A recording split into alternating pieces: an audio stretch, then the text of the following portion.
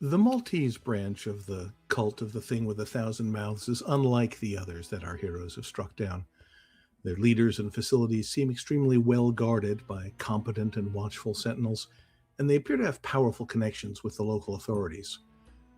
The one potential chink in the armor appears to be the Hospital Superbissima, where medical tests using the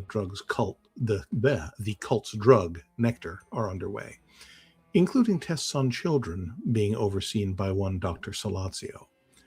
Our heroes are approaching the hospital from several angles, hoping to put an end to whatever's happening inside.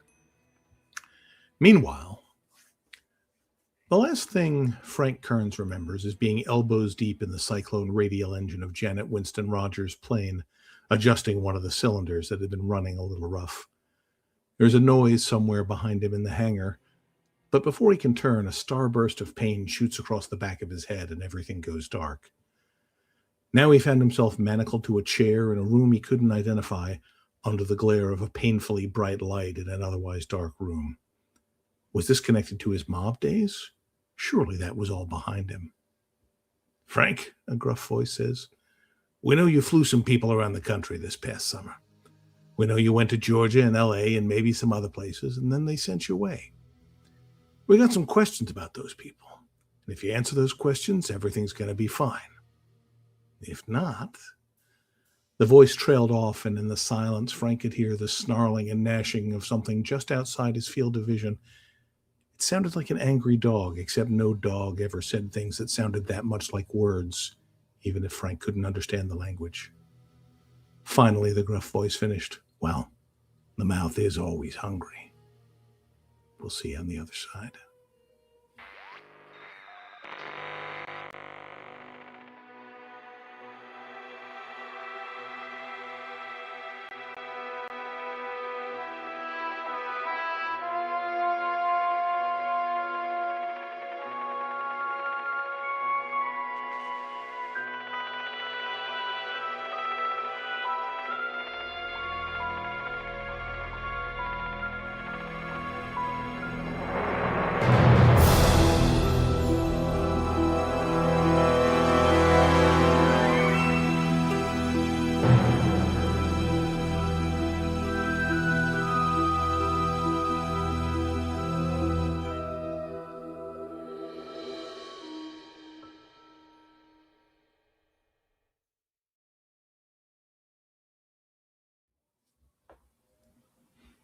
Friends and floorheads, back to Malta. Back to Malta, yes.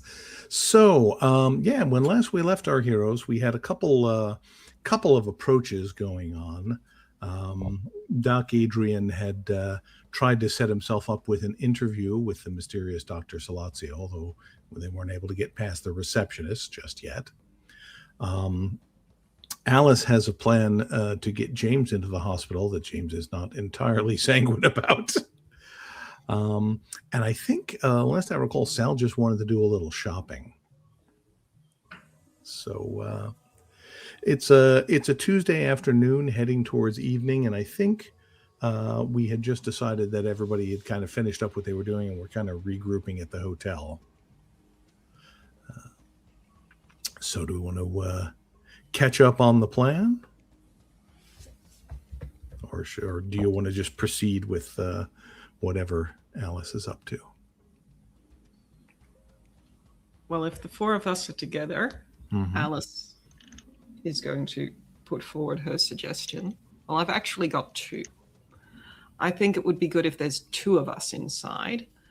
I've got an in to get hired, but this is probably something that we'll need to somehow get that pregnant nurse taking her leave earlier. Perhaps we can send her on a little holiday and, take some time off so that she can concentrate on the baby. Bit unexpected. The other approach is that we get James in there. And James, I have some options. Depending on your preference, or we can combine. So, but I think, we also need to think about timing. Are we just going to get James in there, or do we try and get James in there once I'm in there as well? Well, I potentially will have an in. I'm not sure yet, but did my best to make them interested. I feel like yours is going to take too long, Alice.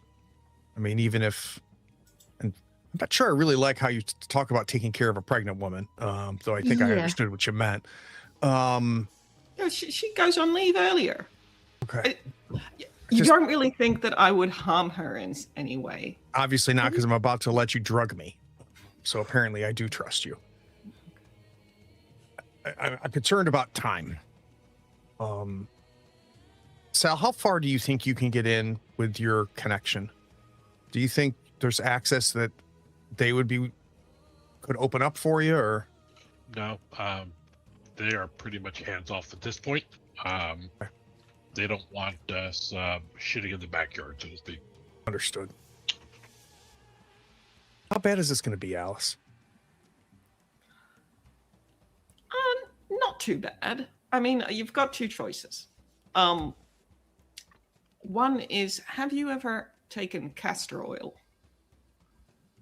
As a kid. Okay, well, castor oil combined with buckthorn, and I've seen they've got some variant here, has a certain, how shall we say that, laxative effect. And I'm sure with a bit of tweaking, it should be enough to get you into hospital.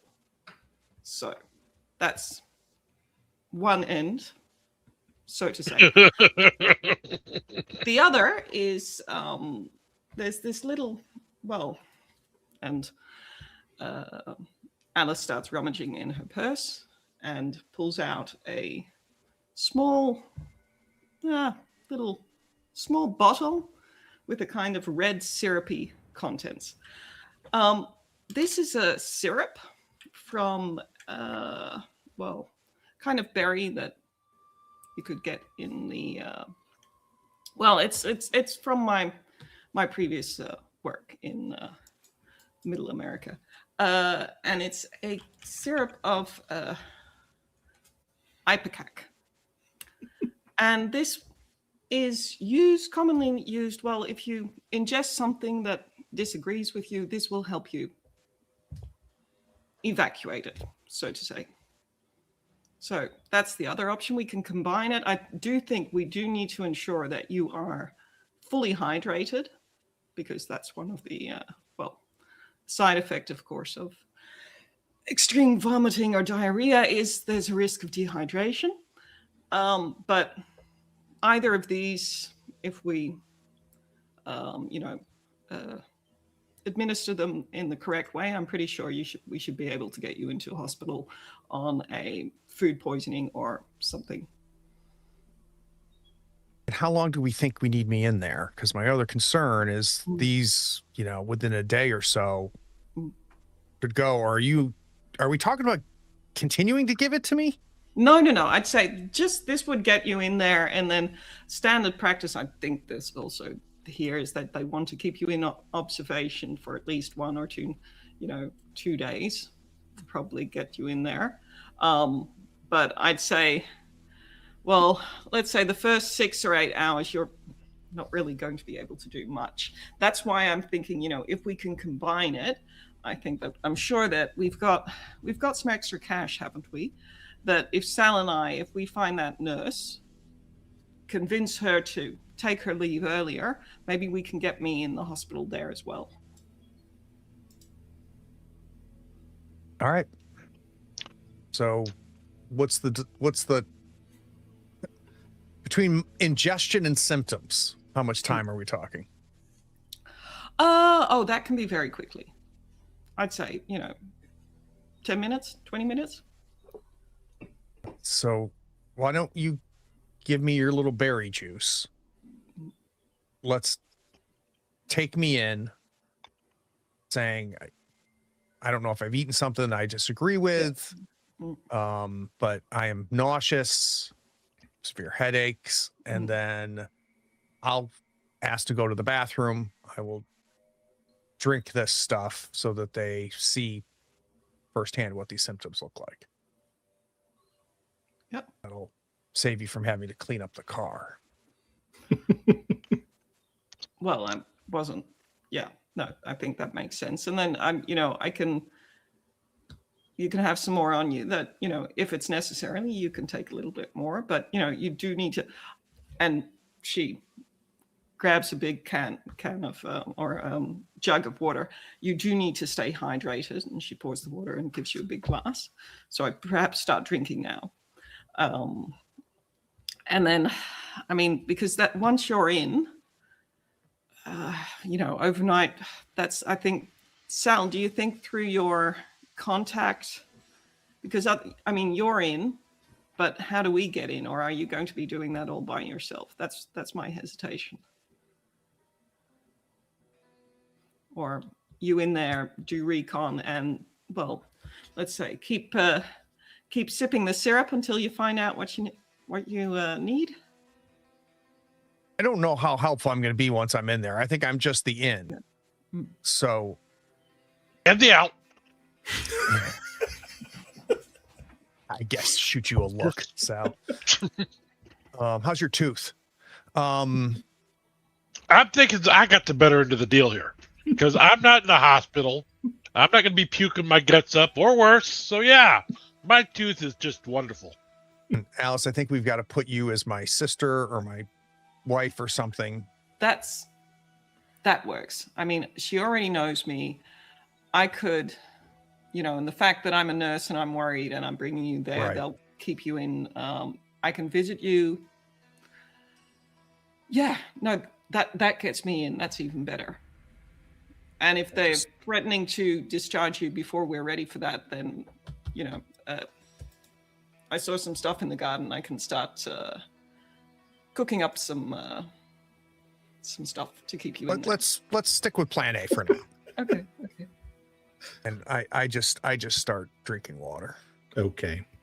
So when is the plan to do this? It sounds like you're maybe planning to do it in the evening, so he's in there overnight. Is that what I'm hearing? I think probably that if we're going to start doing it right now, let's just start getting it done.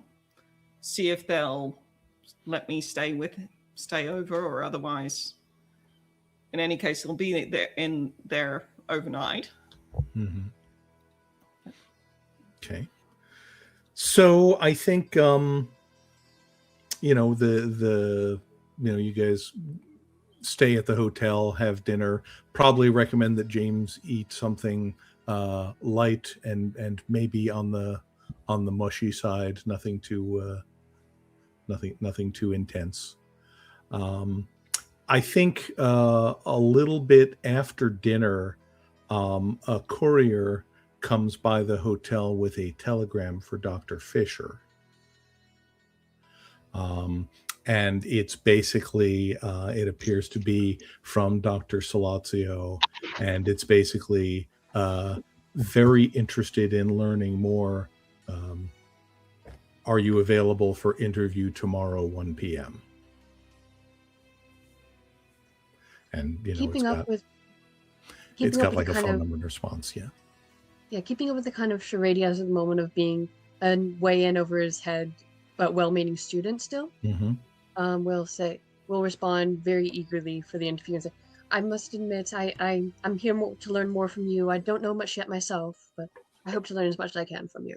Very clearly writing as if he doesn't know what this substance actually does. Okay. All right. Sounds good. And then about what time are we going to pull the trigger on James? Well, I'm sure it will be a mercy on this kid at that point. Yeah. Well, I do think let's get me in and get me admitted, and then Okay. then I will drink this. All right. So Drink the juice. otherwise, let's I don't know if Sal and the doc need to come along, but otherwise, the two of us I'll drive James to the hospital, and because I don't think we don't want them to link us with too many people, and then while I park the car and I take out the little bottle. Okay. So it's like, okay, James, just and I'll take out, a spoon. So here's one spoon for you.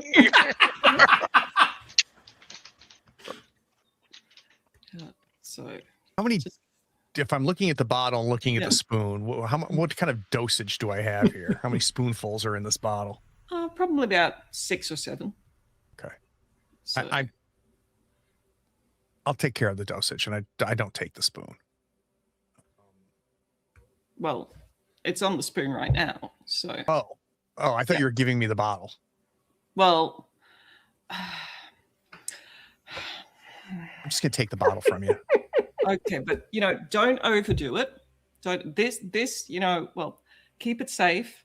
And I'd say that well, I'll come in with you, etc. But do and you do see Alice becoming a bit worried. Is you don't want to overdo this, okay? Yeah. So Fine. preferably don't dose it. Have you taken it already? Boom, spoonful in the mouth. I drop the spoon on the floor of the car. Let's go before it starts. Okay, well, it's still 5 minutes, and we're getting out, and I'm locking the car. So, Are we in the car with you two while y'all are doing this? You tell me. If we are, then Sal and Doc are in the back just doing "Here Comes the Airplane" motions at Jane. Nice. Real funny. I say to the two of you as I get out of the car. Hilarious, really. I All look right. back to Sal and Adrian and say, if we're not back out here well, I'll come back out here and let you know if I'm coming back or staying here. So, okay, and then we wait by the door a bit until you start. Let's go in. Okay. Good luck, James. So I do want to put a little mechanics on this because role-playing games are fun that way. Yeah. So here's what I want to do. James is going to be rolling a d6. For each point of medicine or pharmacy that Alice spends, James gets another d6. And we're going to look at the highest result of those dice. If it's a 6, James is uncomfortable, but there are no mechanical penalties involved. If it's a 2 through 5, James will effectively have the hurt condition. He is wounded, obviously, but his target numbers are going to be higher, and he can't spend points on his investigative skills.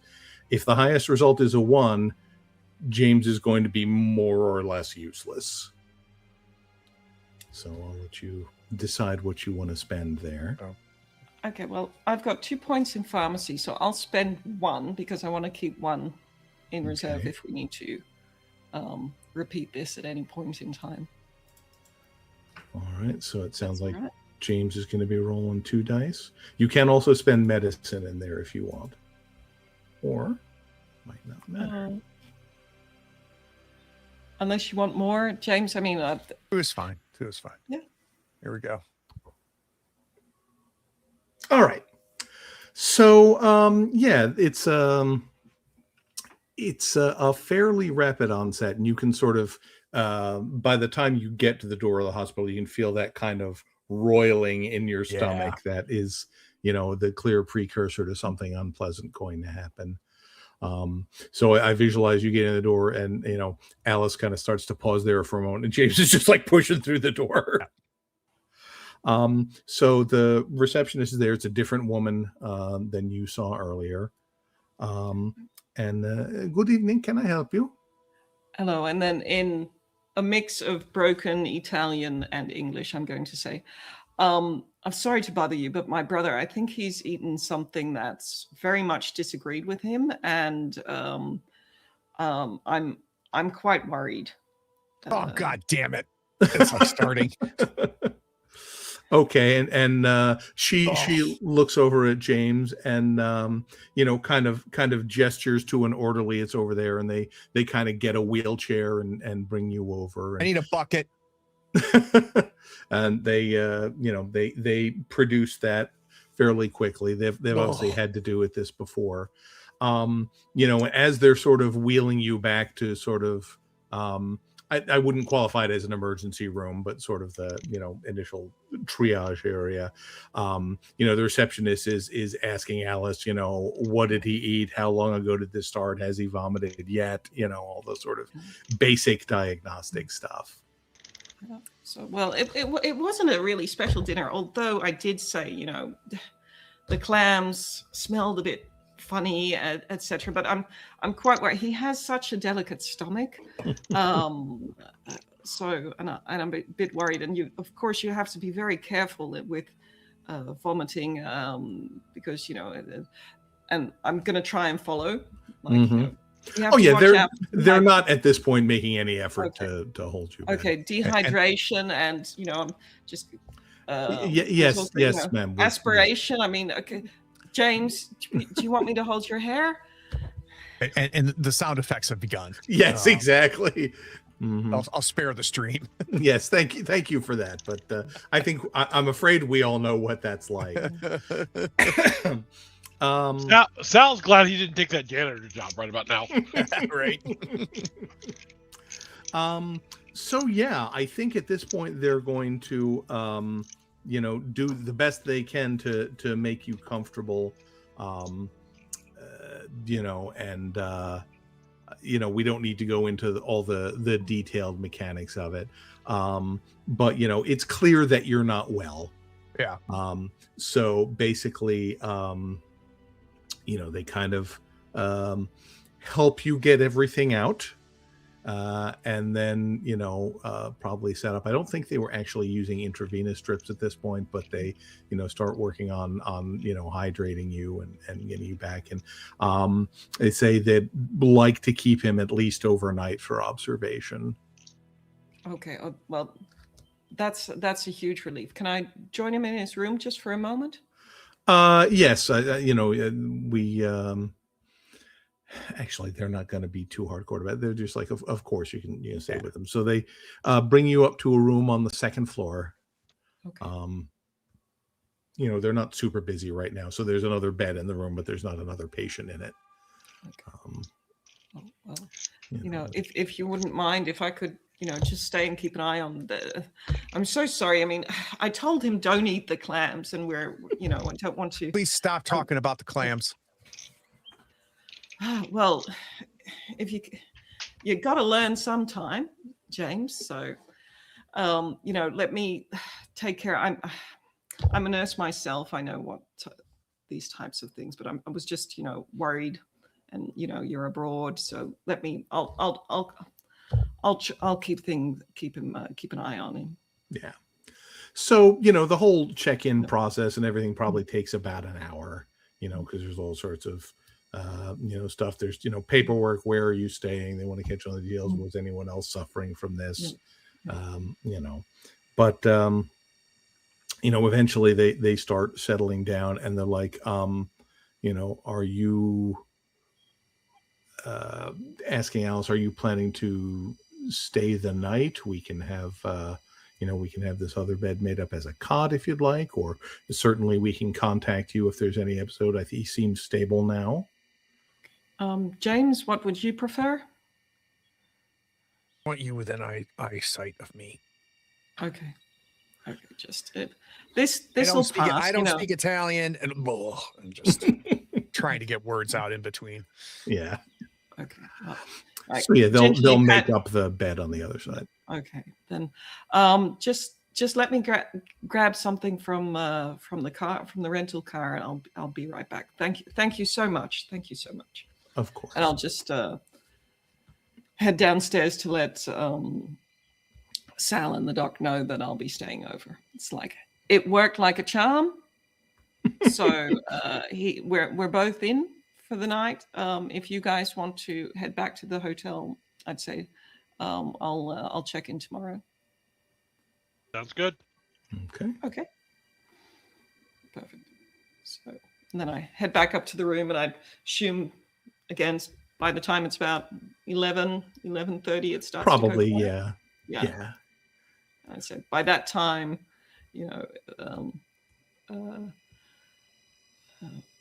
James should be, the initial surge has passed. Yeah. So, I mean, you're still very uncomfortable, but you're not actively, purging at this point.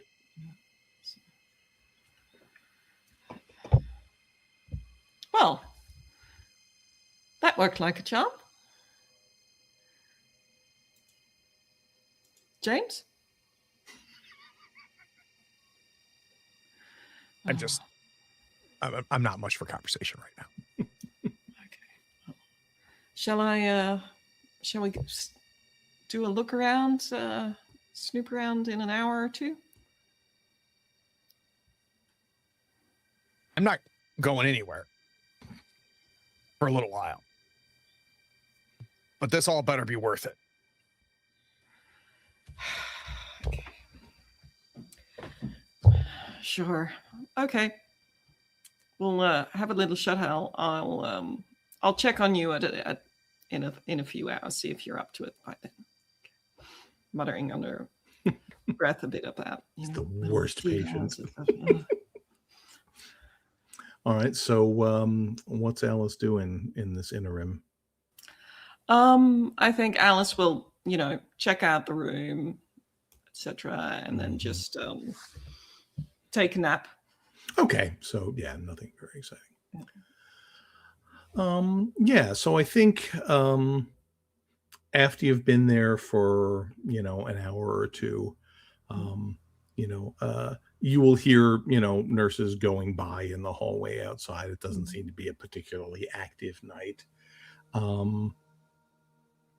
So yeah, eventually time passes. James feels a little more settled. You guys tell me what you want to do next. Okay. So around, I'd say 2 a.m., Mm-hmm. I'm going to very gently poke James, like, James, Pick it up. James, wake up. Yeah. Okay. We're in. Yeah. And I'll hand you a glass of water. Got a drink? And I do. I drink the water. Yeah. And have that please stay down look on my face. Right. Just, and, of course, the taste of it is all inflected. But yeah. So it's middle of night shift by now. So I think if we want to start exploring the hospital carefully. If anybody finds us, we can just say we were looking for the loo.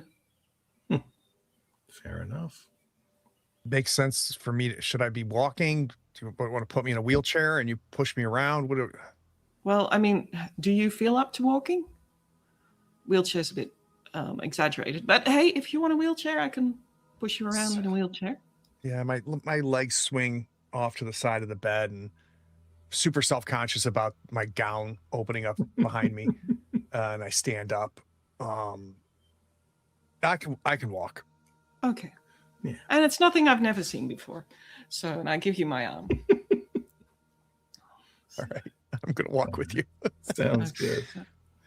So, sorry, go ahead. Yeah. Yep, So, yeah. no, I think, yep. You guys start, making your way. The outside of the hospital is very, because this is it was originally some kind of big mansion that was converted. So on the outside, there's a lot of windows. This is where most of the patient rooms are. It's fairly light when it's not the middle of the night. And the sort of interior section is where a lot of the employee areas, the labs and storage areas and that kind of thing are. And that looks like a lot more, dark and kind of cramped. But there's not a lot of activity going on at the moment. Okay. So while, we're carefully strolling, looking for a bathroom or just getting some fresh air. Okay, so do we try and find the kids or the other patients? But, at night, I'm not quite sure. Perhaps we try and find that doctor's office, see what we can find in there, if we can break in there. Yeah, let's find the office. Okay. So yeah, you can find near like the central stairway, you can find a directory, and Dr. Salazio's office is on the 3rd floor. Okay. So I think certainly you'd probably be noticed if you're going upstairs. Well, I'll tell you what, there might be like a back stairway you can use. Why don't you each make me a stealth roll? Target number is only going to be 3. It's pretty quiet here. 50-50 chance. I'm going to spend a point. Okay. Yeah. James, the instincts take over, and as uncomfortable as it is, you're moving well. But but Alice, I think it's something about being back in a hospital again. You kind of, feel like you're in your element, and so a little bit. And you see a nurse kind of, just as you're heading up into the stairway, you see a nurse coming around the corner and says, "Excuse me, is everything all right?" Yes, of course. I'm just taking my brother for a little stroll around. He's, after everything he threw up, he needs a bit of air and movement. I'm sorry. It's a beautiful building as well. So we thought we'd try and stay near the offices. We didn't want to disturb any of the other patients. Yeah, I only can do like 2 more flights of stairs, Alice. Sorry, Well, then feel tired. let's just stay on this level. There's a chair over there outside that office. Let's sit down there and just wait a moment and look back to the nurse. And I say, it's don't worry about it. I'll take him back to his room in a moment. Really don't want to bother you. Okay, and she kind of smiles and nods and heads off about her business. She seems to take that at face value and heads off. Okay. So this is, I'm guessing, kind of a small waiting area outside the doctor's office.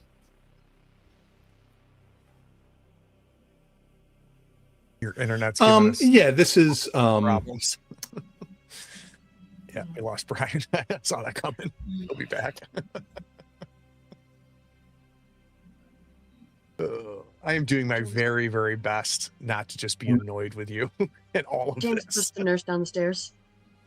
All right, you're back, Brian. all right, good. Sorry about that. That's all right. Yeah, so you just got a little, a little bench in the hallway, and I mean, once she's gone around the corner, you're probably clear to head over to the stairs again. And you get up to the 3rd floor, and it looks much the same. There's an interior section down the hallway that is marked as kind of the intensive care area, and Dr. Salazio's office is right next to that. Okay. So, and I'll stand on lookout and see. Well, I think the coast is clear. Getting you to throw up is my job. You opening that door is yours. Is it locked? It is locked. Okay. Let's see what we've got to work with here. How many points of locksmith do I need to spend, if any? Just 1. It's nothing fancy. Yeah. All right. So yeah, you take a moment, hunch over to get the lock, and you get that little thing where your abdominal muscles complain because they've been very busy today. And but yeah, you're able to pick the lock without any real trouble. Push the door slightly open. It's dark inside. You can open the rest of it up. Are you going inside, shutting the door? What's the plan? So I'm going to suggest, and I would have done this long before we got here, Alice, that I sit outside and let you go in, and if somebody were to make some, to catch on to what we're doing, I can make a ton of noise and a huge scene out there. that hopefully would buy you time and prevent anybody from wanting to go. Even if the doctor were to show up, I can probably deflect things away. So if you're okay with that, I think it's just a matter of letting you slip in and I'll sit outside. Okay. I mean, it's 2:30 a.m. There shouldn't be anybody else here. So, okay, I'll sure. I mean, we can both go in. I mean, what are the chances that, on the other hand, I mean, I'd probably be able to want to, oh, we need Adrian here. You just sit out here, rest. And there's a better chance of me making a mess in there than yeah. you. Okay, no, that'll be hard to, okay. And I'll go in and as quickly but carefully start looking through the office if I can find anything Sure. that looks suspicious or looks familiar or It once you step inside, it's pretty clear this is an interior office. There's no windows, so you can turn the light on without affecting anybody. Looking through, it's a slightly untidy doctor's office. It's got the usual diploma on the wall, bookshelves full of medical tomes. A couple things as you sort of sweep the place that you notice are different. One is like on the side of his desk up against the wall, there's like a rack of test tubes. And it looks like they all contain, there's a couple that contain that sort of same iridescent orange substance that you've been seeing in association with a lot of these mouths.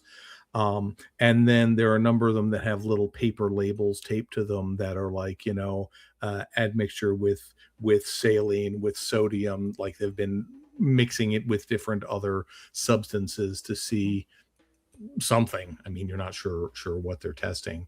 And honestly, you have enough medical knowledge that you can find there's like a notepad next to it. And it seems like whatever he's doing with this stuff is more or less just throwing darts at the wall. It's kind of like, I wonder what this does. It doesn't seem like he has any kind of systematic process for anything he's trying to achieve.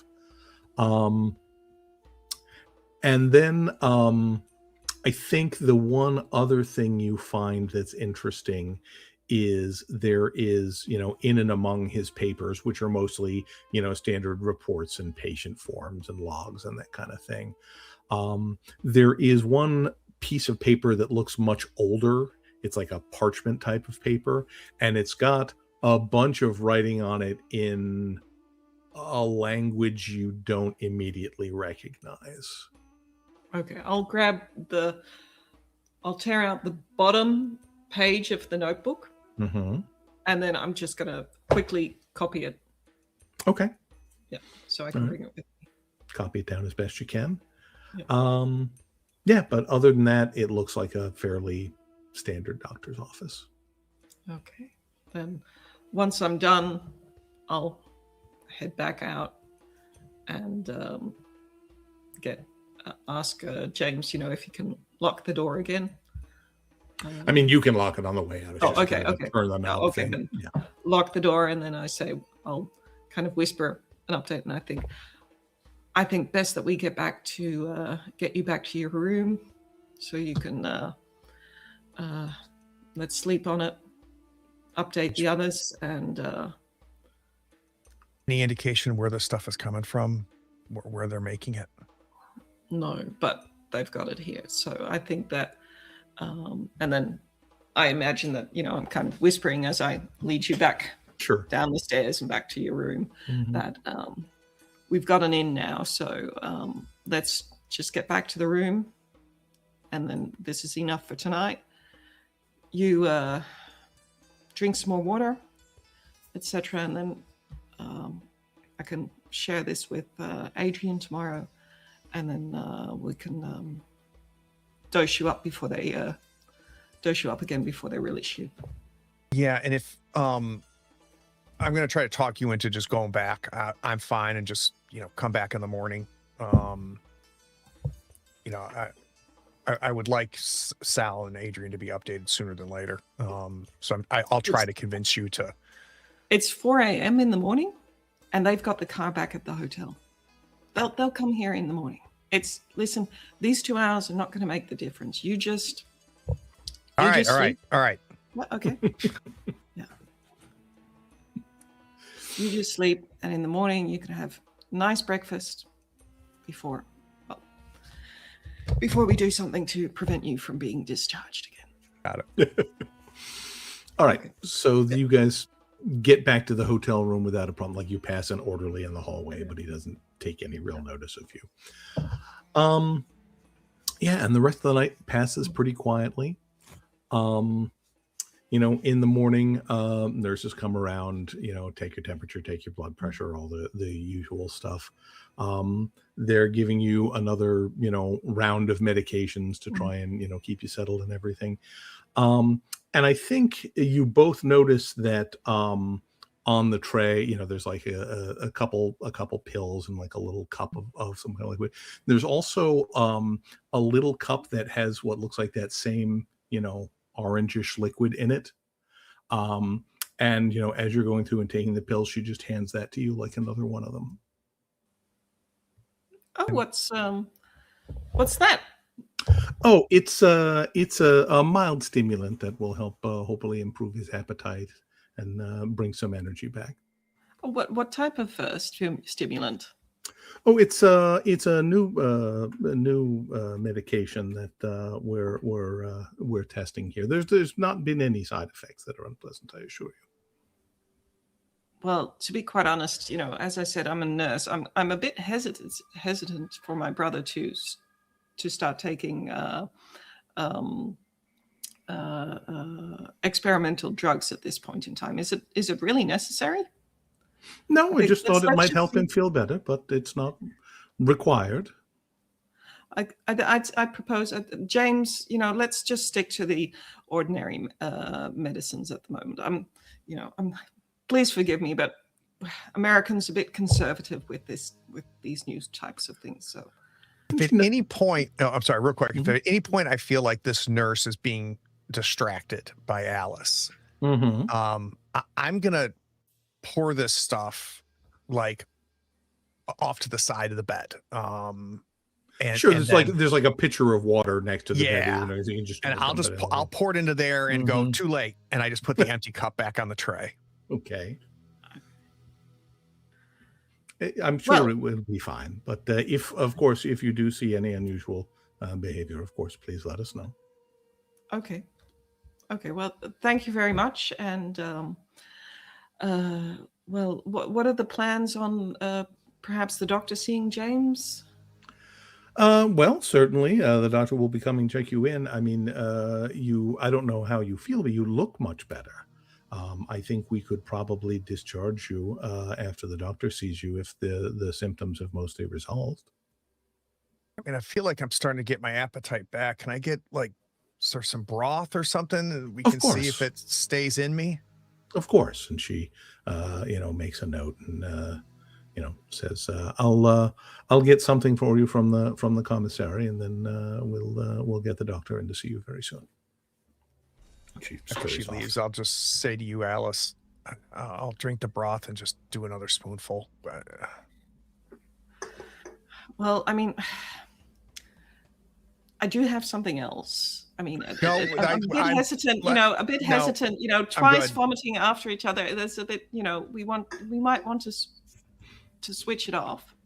No, I'm good. So. I'm good. Yeah. The devil sure? I know. Yeah, the devil I know. Okay. Well, and then I get. You want some more water? Because I didn't see you putting it in the jug of water. So. Yeah, no, that's Alice. That's where I dumped it. We need to dump it in a sink or something. Yeah, I'll switch it out and clean it. Okay, so you need to drink lots of water. Okay, just I'd say half a spoonful for now. That should be enough when the doctor comes, and that'll keep you in here. Yep. All right. So probably about 10-15 minutes later, the nurse comes back with a little tray, and it's probably not a nurse. It's probably, I don't know what the 1930s equivalent of a candy striper would be, but it's an assistant of some kind comes in with that. And before too long, the doctor comes in. It's Dr. Colombo. He is, very, a nice older man. So I assume before he came in, you wanted to redose yourself. All right. Yeah, and he, kind of does the whole thing. He talks to you about your symptoms. He puts the stethoscope on, listens to your stomach. Says, it's still sounding rather disturbed down there. I think perhaps if it is, if you are willing, we should perhaps keep you here for a little more of the day to see if this gets any better, because it seems like you are not fully recovered. And almost on cue, I grab the bucket. Oh well, I think that would probably be wise, Doctor. Thank you. Yeah, he kind of nods and writes down a note. Yeah, I mean, he has had food poisoning in the past, but this is a bit. I don't know. It's beyond what I've seen before. So travel always makes these things worse. Yeah. Okay. Okay. Well, I think I should head back to the hotel. I'll get some a change of clothes and for my brother, and thank you for your. Of course, and if you need anything, please let us know. But I will check back with you periodically. Yes, of course. Okay. All right. And then I think that James, I imagine James is kind of lying on the bed, unhappy, very unhappy. And I'm going to try to get some sleep. Mm-hmm. Yeah. Okay. So it'll be worth it.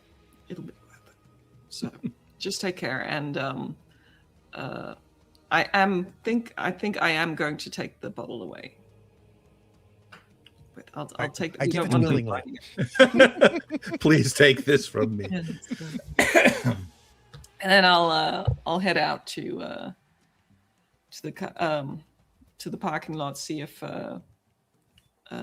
Saland and the doc are there, or otherwise hail a taxi or something to go to the hotel. Yeah, I don't know that there were any particular plans for a pickup made, although if there were, I'm happy to stipulate that you guys might have put that together. But if not, it's easy enough to get a taxi. Okay. Probably come in about the time these two are enjoying a lovely breakfast. And I imagine that Alice just comes in and is like, oh, so hungry. And put down, start buttering croissants, and I'll hand the handwritten copied notes to the doc. And while I update them on our escapade last night and James' current status. All right. Doc, looking at this, I mean, again, it's not a language, or not a script, I should say, that you recognize. It's obviously the fact that it's a copy of a copy doesn't necessarily help, but you're not sure what it is. I think looking over the doc's shoulder, though, Sal might recognize that this is something he's seen in the past in some of his more esoteric researches. If I recall correctly, Sal is the only one with the occult skill. Mm-hmm. And I think that you probably don't know the origin of this stuff, but I think you do recognize it. And if you were to spend a point of occult, and I'm not saying you should or you shouldn't, you would probably be able to decipher enough of it to be able to pronounce it.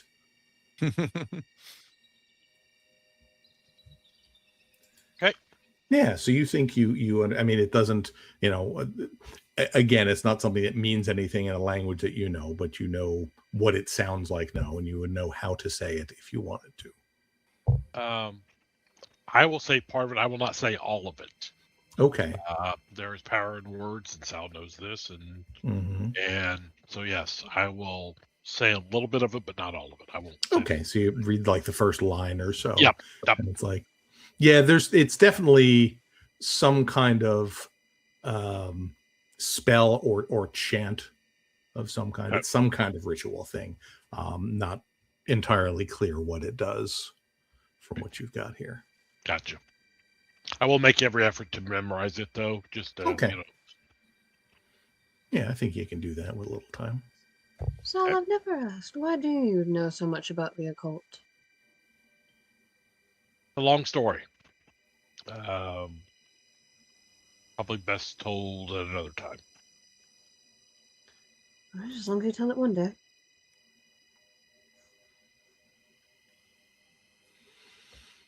All right. So, what is the plan? Doc's gonna get ready for his interview. Okay. That should be good. It's gonna go great.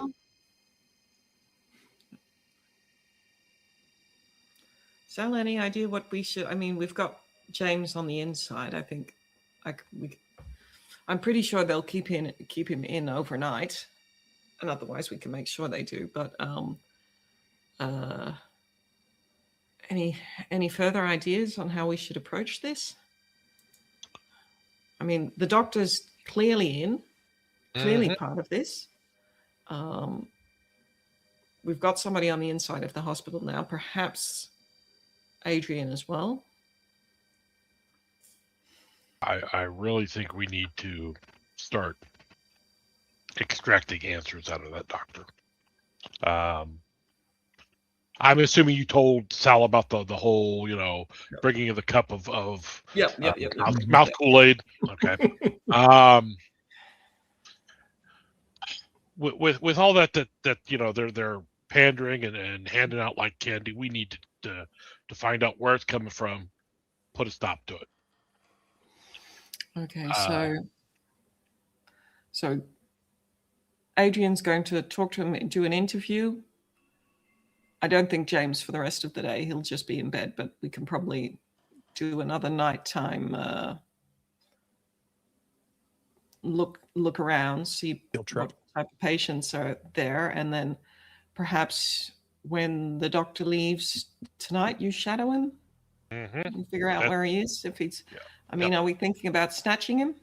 But I'm not quite sure because is he as protected as the other guy?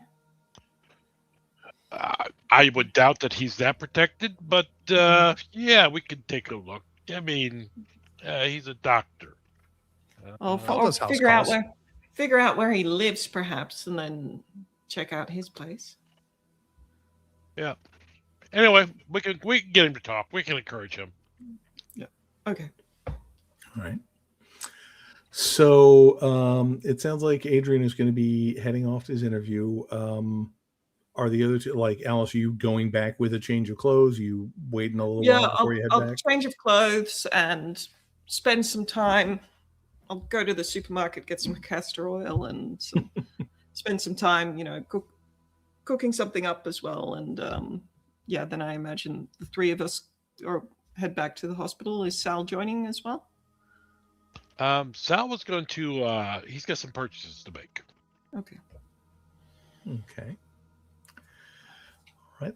Let's just do that as a quick little scene. Where does Sal go as we see him leaving the hotel? Sal is, as in the past, he's not wearing a suit or anything like that. He's trying to blend in as much as possible. So he's dressed as a local would.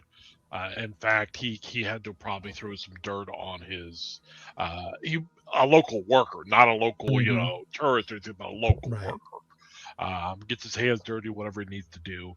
I'm sure there's a place that they would sell, like farm supplies and whatnot. Sure. Need to get some baling wire, some wooden, I don't know, about a foot long, about an inch by inch, pieces of wood. Burlap sack, actually heavier cloth sack with the drawstring if you get it. Some just general, about cloth about that long, several strips of that. So get a thing of cloth. And he fishing knives. He needs to do the fillet thing. So. Yeah. Okay. So we see a slightly ominous collection of purchases at the the general store, the agricultural supply store here, as Sal collects his items.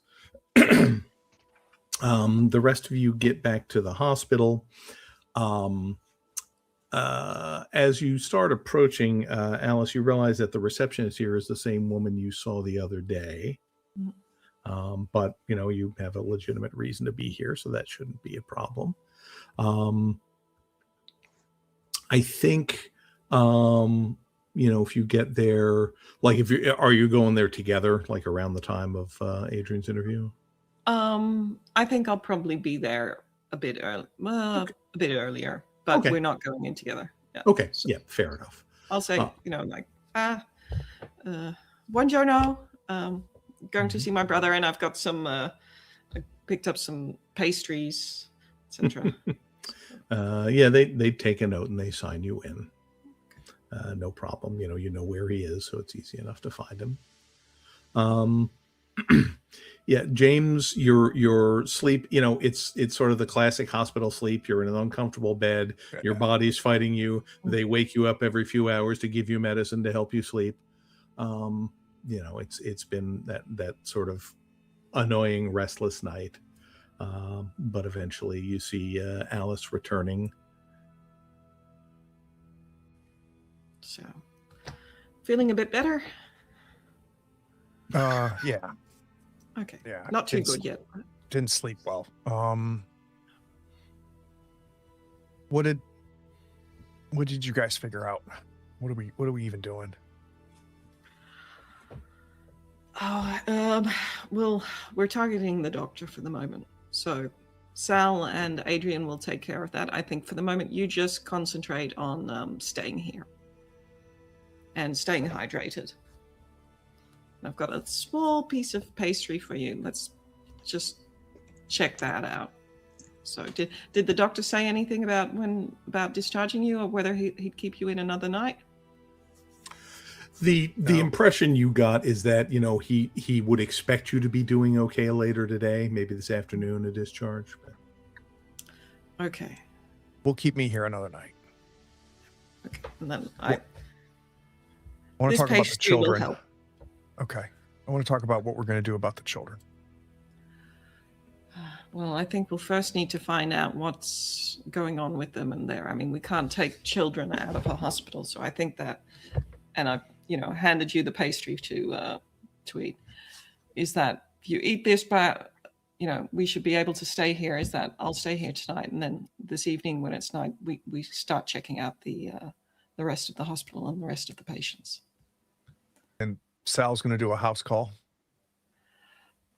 Potentially after, So let's see how the interview between Adrian and the doctor goes, and then Sal's going to check him out, and then we can, So eat your pastry, which tastes kind of familiar. Fantastic.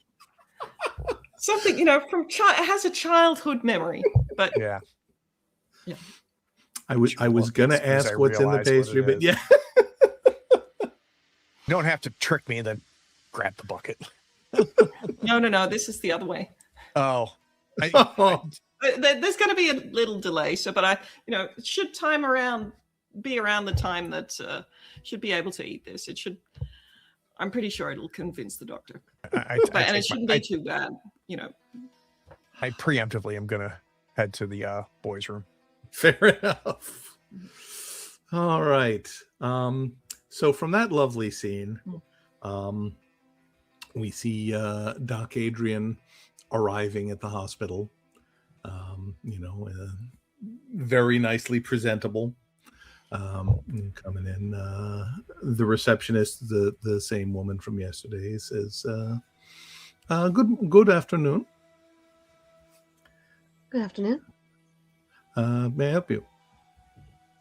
Yes, I'm here to see Dr. Silenzio. He's told me to come in for an interview. And she gives you a look. Sure, he did. And then she kind of flips it. Oh, he I'll did. hand you the number as well. Yes, exactly. And she, does her eyebrows go up a little bit, and she says, very good. He's in room 312 upstairs. Thank you very much. Of course. Yeah, and you head up there. You, as you come off the stairs, you can see there's the intensive care area, and you do see a couple familiar-looking bodyguards. Not the one that you've talked to, but kind of posted up outside the entrance to intensive care. I was making such good headway with him. We were becoming such great friends. I'm sure he'll turn up eventually. Yeah. Exactly. And then You get to room 312. It's got, Dr. Salacio's name next to it. The door is open, and you see a gentleman waiting behind the desk. I think I have a photo of him, in fact. Come on. There we are. Why are you not? No, we don't have a Malta yet. You should. There he is. Yeah. Hello, Dr. Salacio.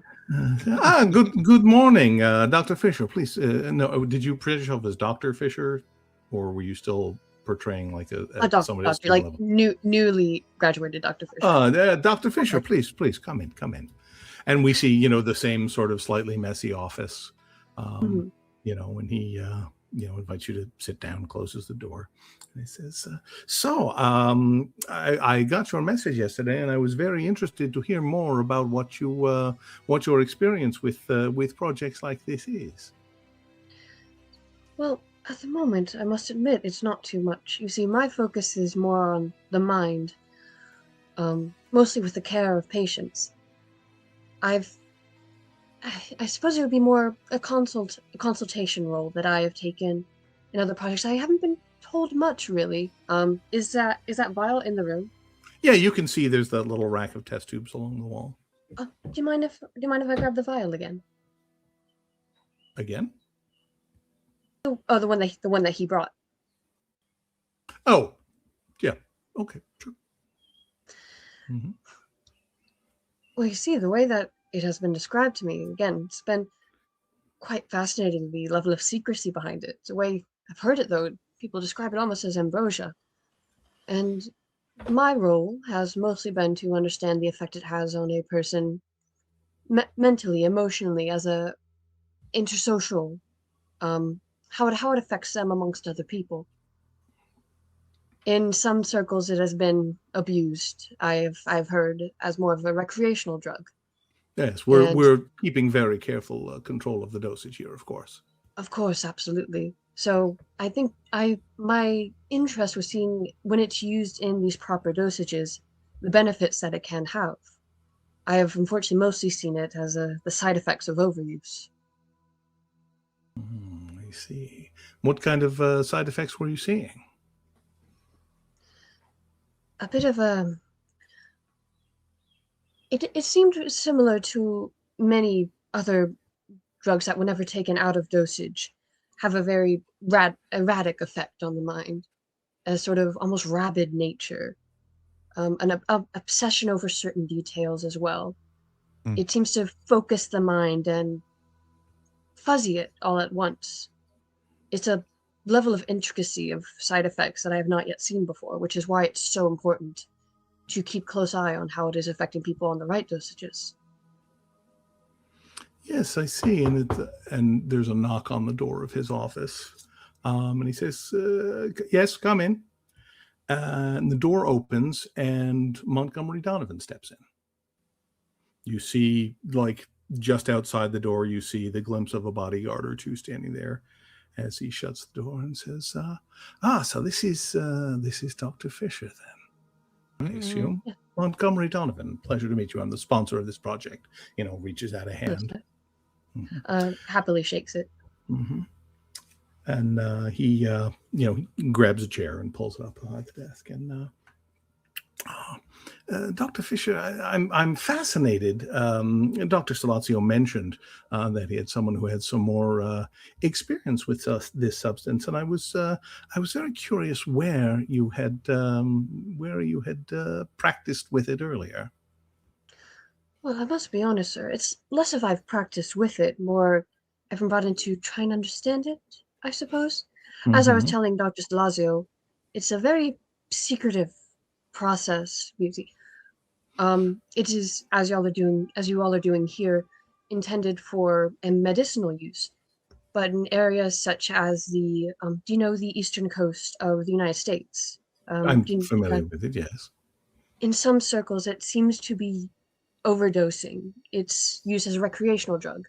My intent is to help people who are not of the means to get full care if they need mental help. I'm a psychiatric doctor. And so there are a lot of people on the streets who are not able to find care anywhere else, aren't able to fully describe their symptoms, but it seems to have that commonality, and it just means so much to me to see it used properly here, from what I can understand. So you were working on the East Coast of the United States, you said? Yes, mostly. Curious. Whereabouts, if I may ask? It mostly seemed to be centered around the San Andreas area. It hadn't spread too far out from that yet, though. And he kind of nods his head for a moment, and then he's and he sort of points to the vial that you're holding, and you're sure it was this same medicine? Yes, it also was left as a sort of residue. Again, it has very strange biochemical properties that I'm perhaps not as qualified to understand, but it is quite intricate in its side effects and its usages that it is quite important to keep an eye on the patients being dosed with it. You're not wrong, he says. And he kind of raises his voice, and he like says in the direction of the door, "Adam." And the door opens, and a bodyguard sticks his head in, and he says, he gestures him to come in. He comes in and closes the door. Says, "Adam, this is Adrian. You don't mind if I call you Adrian, do you? He's going to be coming back to the house with us, and if he gives you any trouble at all, I want you to put a bullet in his head. Let's take a 10-minute break." Oh my God.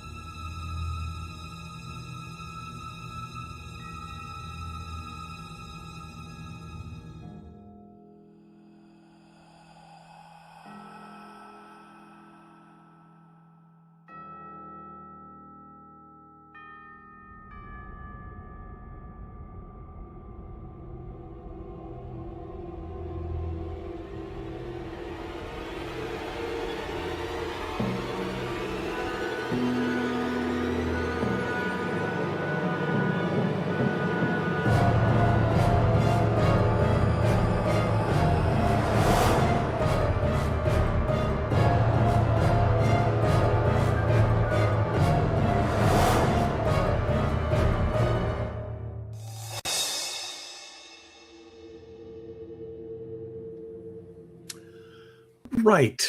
So, Donovan tells his bodyguard to, put a bullet in Adrian's head if there's any difficulties.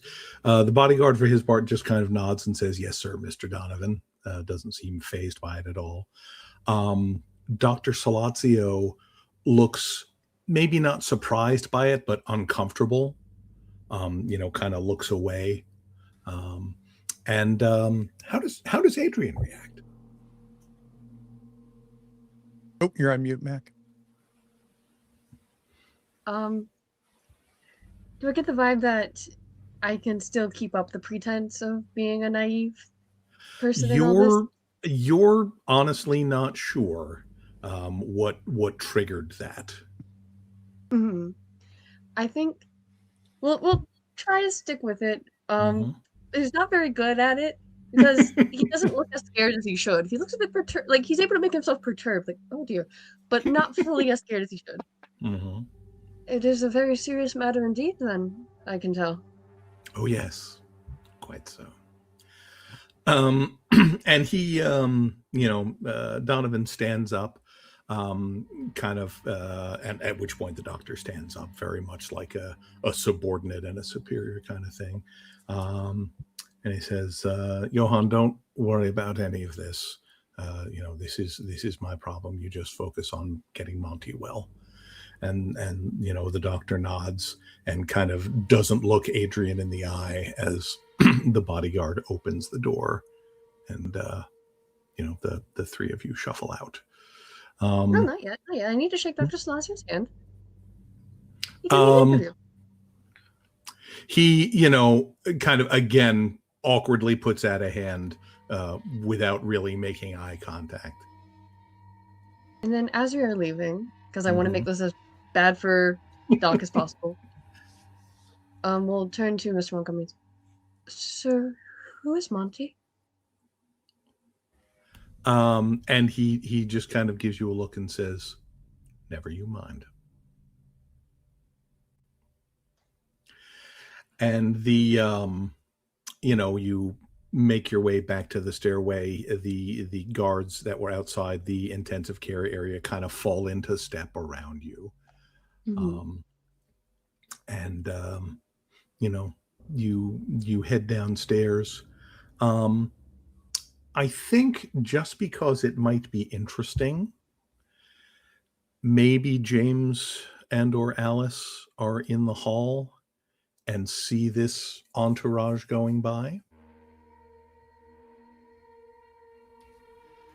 I like that idea.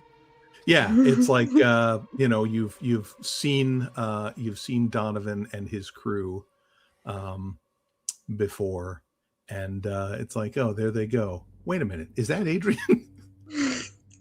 In the middle of the pack. Yeah. As soon as I ID them, if I have time, is Alice with me? Yeah, I think so. Yeah. If Adrian catches your eye, he will just like wink reassuringly. Fantastic. I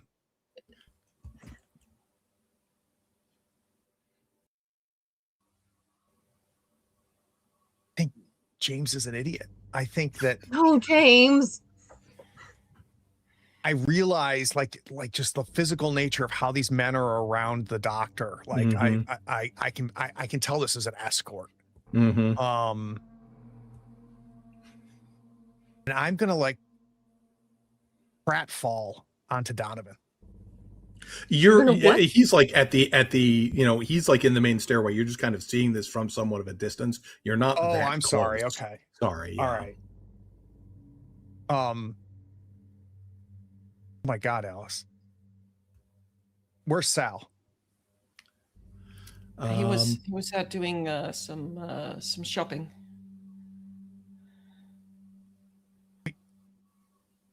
We gotta, and I'm trying to like get up.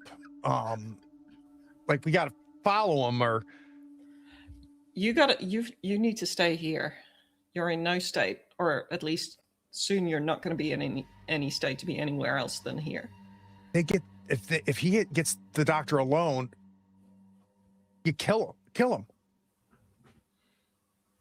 We can't I'm let sure. him. Well, do something. You stay here. I'll get Sal. I'll take care of it. You stay here. Drink lots of water. You'll be fine. Go. 3-4 hours. 3-4 hours. And yeah, I think that Alice is gonna try and somewhat covertly, it's like shepherd James back to the room and then start heading down to see where Donovan and the doc are headed. Yeah, I think you kind of see as they're, as you're getting out of the front of the hospital, you see the bodyguards and Donovan and Adrian getting into a car, like a big, not quite a limo, but, like a large sedan. Yeah. They put Adrian in the back with like bodyguards on either side. A couple of the bodyguards, are heading off on foot because there's not room enough in the car for everyone. And then the car heads off back towards the south side of town.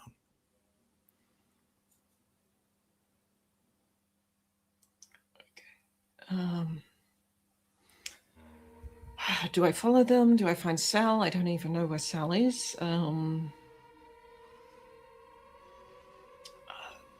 I'll follow the bodyguards who are walking because Sal's got the car. Okay. And just kind of pretend like, okay, I need to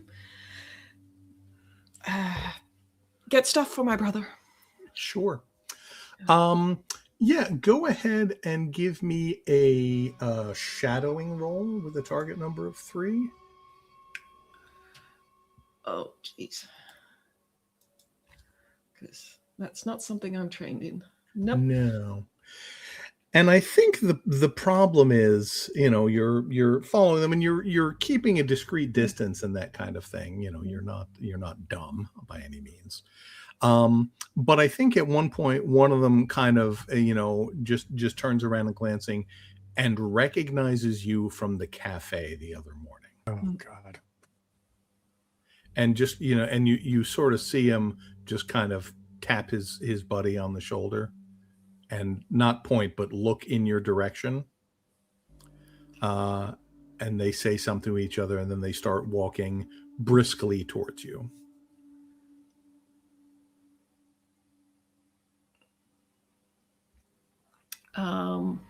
Alice is going to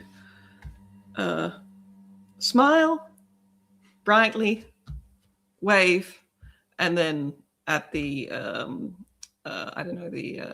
there's an alleyway nearby, and she's going to leg it. Just make a run for it. Okay. She's going to make a run for it. I love that wave. Yeah. Okay. We'll come back to that. Adrian, the ride in the car is mostly quiet. I think you hear Donovan at one point is just kind of keeping up like a conversational bit, and you might be thinking that we wouldn't do a thing like shoot you in broad daylight in the middle of Valletta, but let me assure you that all I need to do is tell the police that you were trying to mug me, and no one would say another word about it. Oh, well, if I may be a bit frank with you, I did study in Austria. I unfortunately am aware of the power that people with money do have. I do not mean that against you. I'm aware that you are correct. So don't worry. Very good. Very good. Dr. Johann, that name, is he from Austria as well? No, he's Italian in origin, I believe. Fascinating. Oh, well, there is a border around Italy and Germany where there is a bit of a cross of cultures. That makes sense. Yes. And it's only maybe a 10-minute drive to get you back to the townhouse that you saw earlier. I do have a question. Montgomery, does he sound British or does he sound American? He does. I'm not doing a very good job keeping his accent. No, don't worry. But he does sound like he's English in origin. And so, they pull into this garage in the back of the thing. It's everyone gets out, and Montgomery says, "We'll go to the lounge, I think." And Oh, you, wow. My goodness, rich people. Sorry. when you are escorted up a flight of stairs, you see a couple household servants who, I think you have enough people skills to say that they're curious to see someone being brought in, but they know better than to look. So they're very much minding their own business. As you're, Doc will continue to make polite conversation. Mhm. Good. I do remember seeing you and some of your friends here, point to the bodyguards, at the cafe. It seems like a lovely spot. You get to go there often. He doesn't reply to that. So yeah, basically, they bring you into this one sort of long narrow room with only the one doorway. It's a nice little sitting room. There's maybe a piano off to one side and that kind of thing. A couch and some comfy chairs. One of the bodyguards, briskly and efficiently pats you down. I don't believe Adrian normally carries any weaponry. You always forget about the umbrella. But no, he doesn't. We'll notice, though, probably the odd padding, protective wear around the chest. The early age binder. Right, exactly.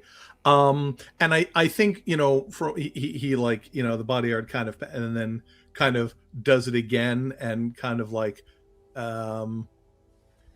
concludes Sir, that those it's are, not. Sir, It's those are not, a woman. Be careful with that. the rest of the frisking is slightly more awkward, but he does conclude that you're not carrying anything amazing, anything offensive. And then the bodyguards leave you in there with Donovan. So how did you really get involved in all this, Adrian, if that is your name? I was truthful. It is out of a care for people. I cannot say that much of it was a lie, honestly. Yes, but I'm not sure what you're talking about on the East Coast, but I think it's unlikely that you were involved with this particular substance in that area. Why is that? That's not where it's currently active. I see. Is it possible you just aren't aware? It's possible, but let me present to you my theory on the subject. You see, there are several, shall we say, production and distribution areas in our network. Valletta is the largest, but there are several others, and several of them have met with unfortunate accidents in the past few months. And as a result, we're a bit, on guard, I suppose you might say. And having someone come in that none of us are familiar with, claiming some experience with this and not really being willing to offer any details, leads me to suggest that you may have been involved on some level with the folks who have suffered those unfortunate accidents. I did hear that a man's house did burn down twice. I heard that was also where many people were coming from. I helped some people. And he did generally do that. Mm-hmm. Who were coming out of that house. Yes. So, what brings you to Valletta, then? Again, I cannot say I said much of a lie. Is to hopefully see the proper care of people. Please. You clearly have some manner of connection with people who are trying to put an end to the business I'm in. Would you see your business as one in need of stopping?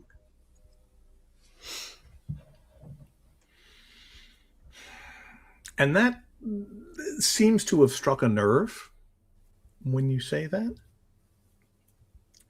It says, what do you think you can actually do against something like that?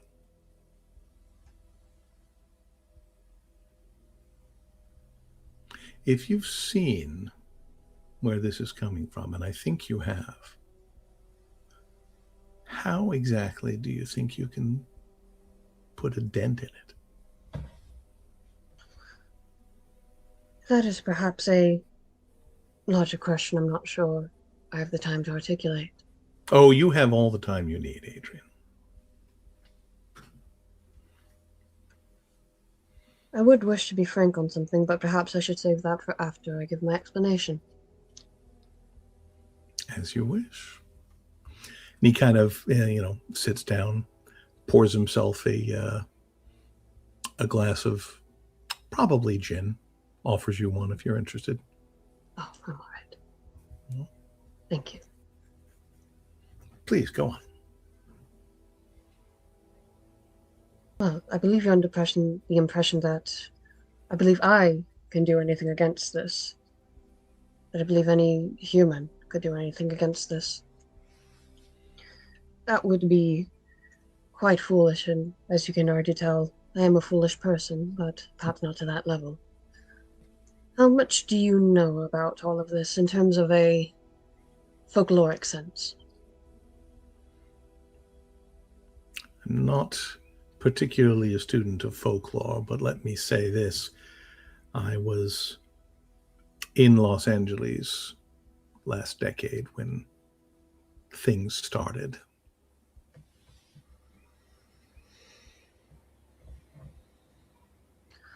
How obtuse would you want me to be at this point? It's just the two of us, Adrian. Can be as direct as you like.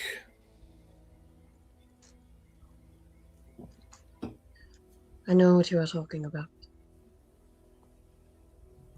I know that there were lives lost. If I may explain a bit of the more folkloric aspects of this. Well, you see, it all comes down to the imagery of it. Obviously, I imagine you can tell.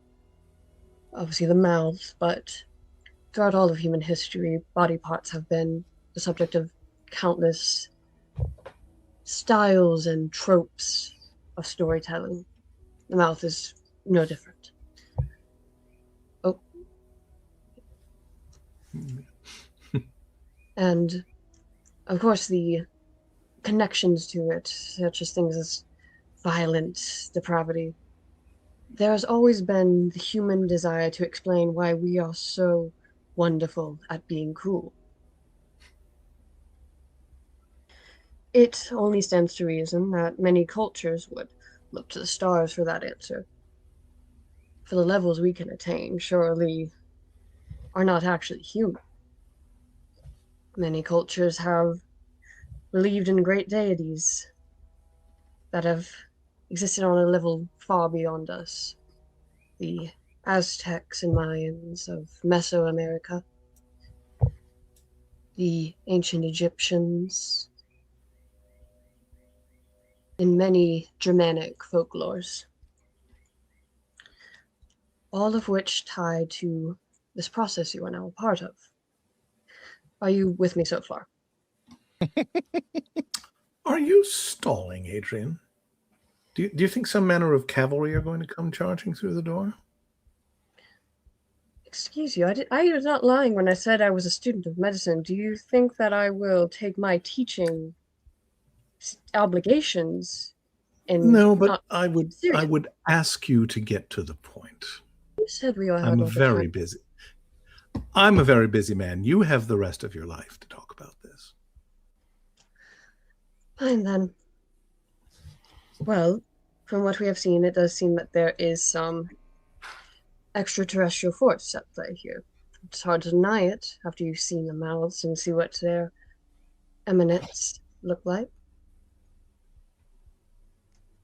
But I must ask you, with all of the temples that have been made to these creatures, whatever name they have been given, countless names at that, all of the millennium, all of the eons that humans have spent, why has it not worked yet? I'm not sure what you think is not working. We are producing vast quantities of nectar here, enough to flood Europe as we go. Indeed, but why has it always taken so long to get answers? Do you think perhaps we're not actually being noticed by these creatures? They are hungry, just like we are. Why do you think their imagery is the mouth? Connecting to humans on a level that we can understand, but at the end of the day, you also have the rest of your life to consider what you will actually gain from this in the end. If those mouths are to consume the world, do you think you will be left standing on top of it?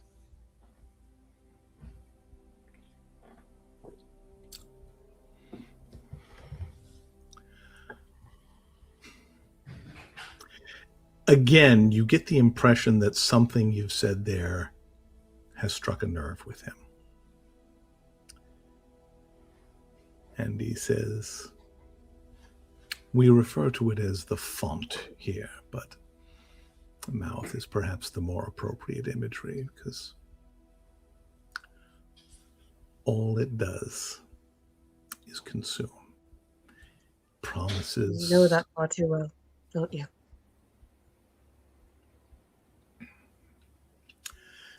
Kind of pulls out a handkerchief and mops his brow. He says,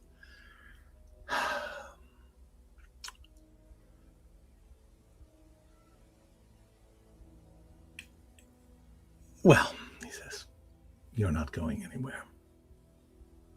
Let me tell you a story. And I want to cut back to Alice at this point. So Alice, you're just basically trying to get away from these folks in whatever direction presents itself. Yeah, I'm gonna just weave, and then thinking about while I'm weaving, like perhaps head back to the hospital. Okay. So you start, kind of circling around through these alleys. And, of course, this is not a city that is on a simple organized grid system. So the alleys never quite go where they're expecting you to. You are usually staying a little bit ahead of these guys, but you can hear their footsteps behind you. And, you have reached a point where you kind of, make a turn that you think is going to get you back to the main street that the hospital is on. And instead the alleyway is a dead end. Oh, God. And you see a door to the side of you open up, and a large, burly man with a big bushy beard, wearing a suit, kind of says, "Inside here, quickly." I'm just gonna jump in. Okay. And close the door. Yep.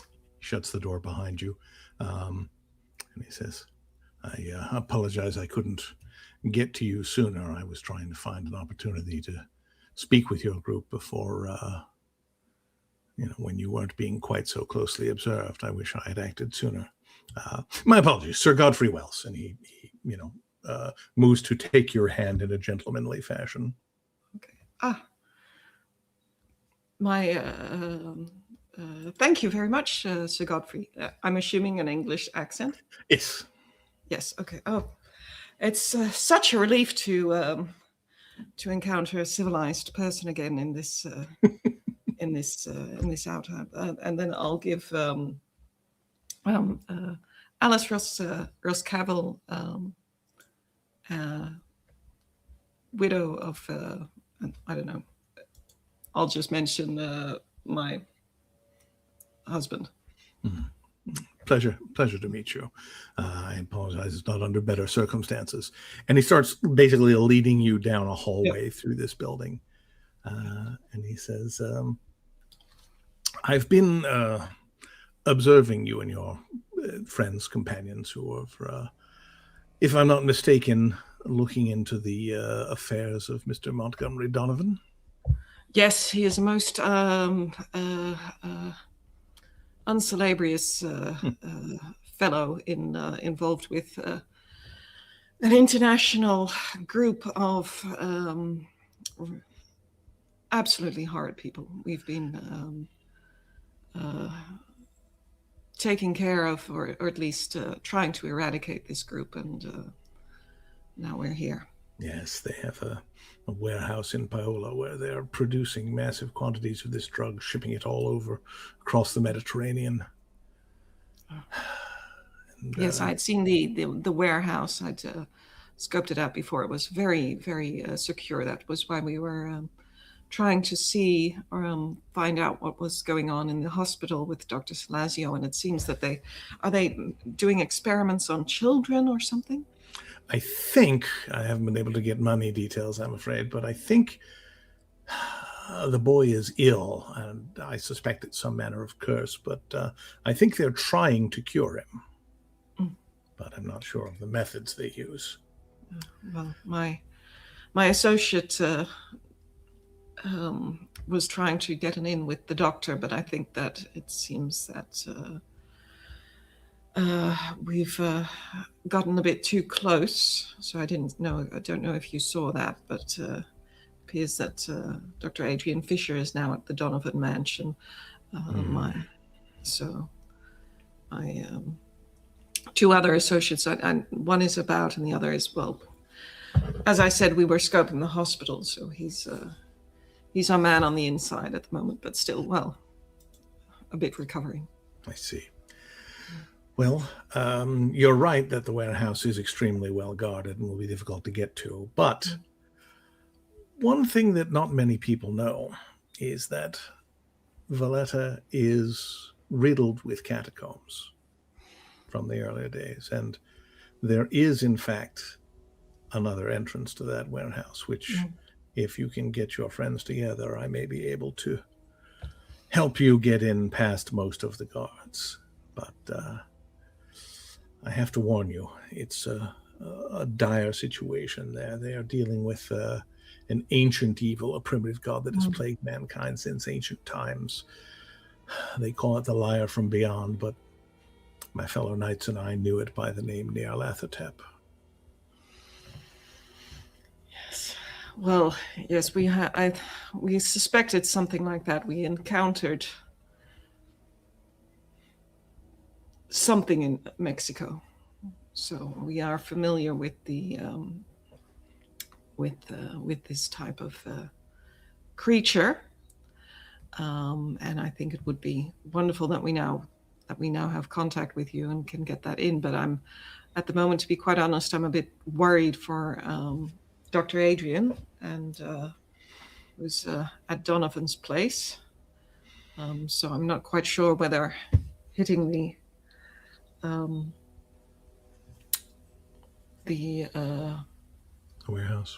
warehouse at this time. Well, do you think I've lost those goons? Yes, they should not. They should not have any familiarity here. I imagine they're a bit puzzled that you came into a dead-end alley. But okay. I think your best bet might be, and far be it from me to recommend a course of action for you, but perhaps you could gather your remaining friends. We could come to my home and discuss next steps to try and retrieve your friend before anything too dire happens to them. That sounds like a very wise idea, Sir Godfrey. If you could, point me in the correct direction of the hospital, I think that I'll see if I can get my brother discharged, and our compatriot Sal, who was, I'm sure he's headed there as well soon. So where should we meet back? Where should I meet back with you? He gives you a card with his address on it and says, Would you like me to walk you to the hospital in case those other two turn up again? If you think that's safe, I wouldn't want to put you in any jeopardy in this. Don't know if they're. And he gives a little smile when you say that. And this guy's probably 60. Yeah. But he doesn't seem troubled by the prospect of running into those guys. Okay, well, thank you very much in that case. Very good. Yeah, and he takes you, and you've been going basically up and down little stairs and through this just sort of warren of hallways that he seems to know like the back of his hand. And he just kind of opens a nondescript door, and you're out on a side street, a couple blocks from the hospital. And, start walking back that way. Yep. When you get to the entrance of the hospital, it'll be about the time you see James coming out the front door. Thrown clothes on me. So I'm looking a bit disheveled and trying to walk with purpose. Yeah, and the nurses were definitely, strongly suggesting that you stay here until at least this afternoon, but they're not going to keep you here against your will. No conversations. You have signed yourself out. I have. James, there you are. May I introduce you to Sir Godfrey? Pleasure to meet you, sir. I don't put my hand out. Okay. I just kind of he puts his out and then awkwardly after a moment takes it back. Sir Godfrey has kindly agreed to assist us in this matter. He is very familiar, and he should be able to help us with Adrian. Come along, James. Don't be such a stick in the mud. We can talk about this later. And yes, I'm going to try to hail a cab. Okay, it's easy enough to do. You go find Sal. You head back to the hotel. We'll meet in the hotel, and then from there, the three of us will. Thank you again, Sir Godfrey. Of course. We will meet at Sir Godfrey's house. He has, trust me, James. This is a quite serendipitous encounter. I'll meet you back at the hotel. I close the door to the cab. Okay. I give him Donovan's address. Okay. Off he goes. Brusque fellow, but I suppose this line of work may do that. Yeah, he's well. It probably doesn't help that I dosed him up on on a laxative just a few hours ago. Yeah, we were trying to get in there. So, but I'm sure my my other compatriot, he should be heading back to the hotel any moment now. I'll meet him there, and we'll come to your place. I shall be home when you're ready. Do be careful. I will. Thank you very much. He bows and heads back off. Okay. And I'll get a caf. Okay. Well, I mean, if I thought the taxi was going to the hotel. I mean, it's all kind of in the same direction, so hard to tell. But wouldn't I have gotten in with? I would not have let you.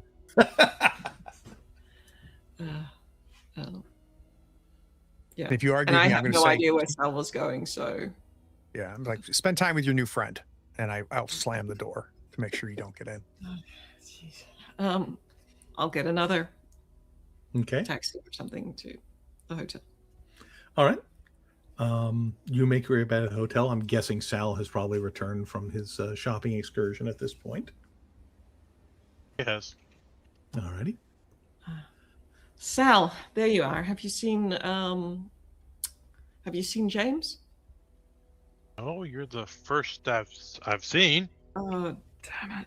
Oh, come on. I need to update you. There's been some developments and a bit of a change of plans. Okay. Okay. And then I'll take us back to the room and update Sal on everything that's happened and mention that James should be here, but evidently is not. Yes, he He has not arrived yet, as far as you can tell.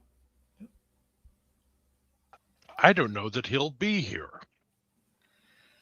Yeah. I think we both know where he headed, but it's so Godfrey's got us an in into the warehouse and was going to help us, or is going to help us get Adrian out. Well, I'll probably have to get us help us get James and Adrian out now. Typically. What do you think? Go after James? One of us go to Sir Godfrey? If he makes that house, there's no going after him. That's the fortress. There are two of us left. He's running around and he's not got anything. No big guns, no.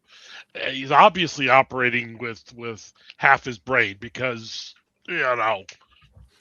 Yeah. Shall we go to Sir Godfrey then? I think so. Yes. At least two of us need to be rational. If he is aware of the number of catacombs that can be found, perhaps there's a catacomb that it would not surprise me if this this Englishman, what, Montgomery, is that his name? Sir Godfrey. No. The asshole Montgomery that we're dealing Donovan. with. Yeah. The asshole that we're dealing with. Yeah. It wouldn't surprise me if he's got access to those same catacombs, probably from his home. Okay. Yeah. So let's go to Sir Godfrey. Hopefully he can help, and then James will have to. Well, James is. James, either he does what he's going to do, or he's dead. I mean, we can't count on that. Cannot be a factor right now. Okay, let's get everything, and I'll head to my room and just start putting everything that's in my bag, and let's head to Sir Godfrey. Yep. Okay. I'll start packing party favors. Excellent. So we cut back to the lounge where we see Donovan say, "Let me tell you a story. After the events in Los Angeles, I was sent here to Valletta to set up a distribution network, and I and a few associates summoned forth the font that I'm sure you're very interested in. And within a few years, we were producing well, but the demand was so high, we simply couldn't produce fast enough. So I went to the font and asked it what I could do to produce more nectar. And it took some time for me to get it to acknowledge me, communicate with me in a meaningful way. But eventually it spoke to me in my own voice, or the closest it could come to it. And it said it required a sacrifice, something important to me, something precious. And the more precious it was, the more potent the power would become. Now, of course, there were followers who were happy to volunteer for such a thing, but the font was not interested. Oh, it consumed them, to be sure, but said it needed someone precious to me. He's drinking quite a lot of gin by this point. My reasoning, because I always thought of myself as a man of reason, was that Portia and I were young. We could have another child. And so I planned to give it my son. Do you have any children, Adrian?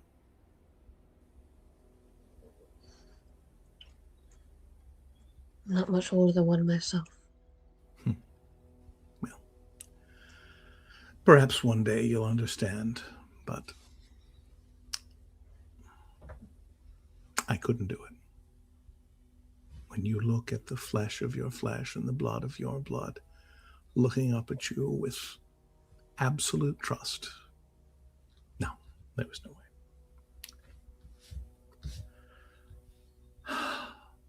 So I gave it my wife instead. And the nectar flowed like never before. We've got enough now. We're sending shipments every week all across the Mediterranean. It's spreading like you can't imagine. And then, shortly after that, Monty fell ill. I think perhaps the font is behind it. I think knowing that there is something that was too precious for me to give it makes it want him all the more. And we're trying to find a way to get him to recover. So let me say this, Adrian.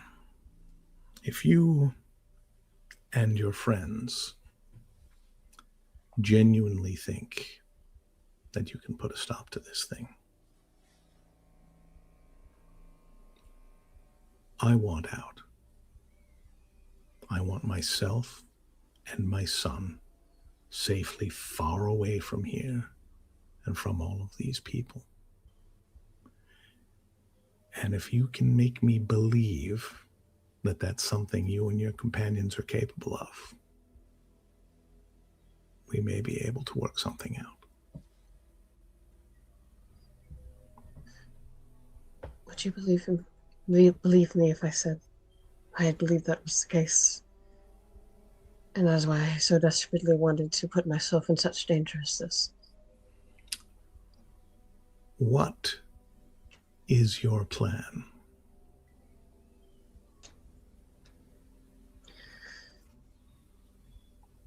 And I think Doc could probably articulate it a bit better than me. Well, I think what we might want to do at this point is, as he says, what is your plan? We cut away to the front of the townhouse where we see a taxi pull up and James step out. Or cash at the cabbie. Mm-hmm. And remind me, is it just a front door? Yep, it's a front door, 4-story building. Walk right up to the front door and I knock on the door hard. Okay. I think that's where we're going to pause this week. I think we need to see what happens next. We'll Let's talk on run the some other side of the credits. credits. Yep.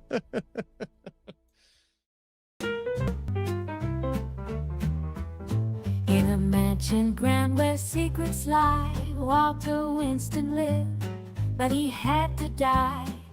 His daughter Janet, fierce and bold, hired a team to find the stories untold.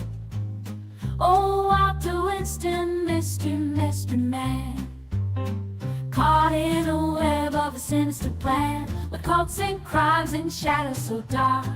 His story ignites like a match to a spark. Ex-cop, doc, gangster, nurse in the mix, unraveling truths in a dance of tricks. Swinging through secrets, meet the moon's gleam. They chase the spurs of a deadly dream.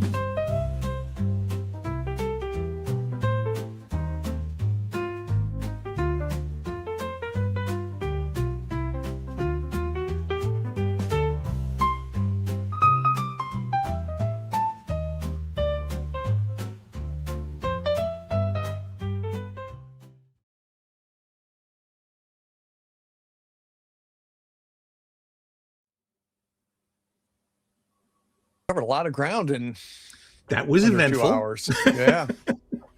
Yeah.